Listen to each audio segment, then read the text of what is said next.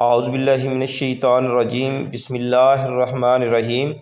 अस्सलामुअलैकुम जी व्यूअर्स, मैं हूं आपका दोस्त मोहम्मद अब्दुल्ला। आप देख रहे हैं अपना पंजाब यूट्यूब प्रॉपर्टी चैनल। दोस्तों, आज आपके लिए 60 एकड़ ज़रई रकबा लेकर हाज़िर हूँ।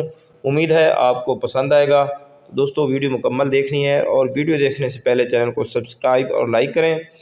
जी दोस्तों, डिस्ट्रिक्ट खानेवाल का ये रकबा है। इंतहाई अच्छी लोकेशन है, मलकियत रकबा है, कंप्यूटराइज इसका रिकॉर्ड है। सालाना नहरी पानी पहले दिन का है और 20 मिनट पर एकड़ का है। एक टरपैन बिजली वाली लगी हुई है। डेरा बहुत ही अच्छा बना हुआ है और एक तरफ से कारपेट रोड का फ्रंट है और एक तरफ से सोलंग 5 एकड़ का फ्रंट है। जी दोस्तों, इस इलाके में इस वक्त 1,70,000 1,60,000 पर एकड़ के हिसाब से ठेका चल रहा है।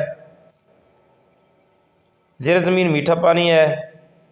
हर किस्म की फसल इसमें आप काश्त कर सकते हैं,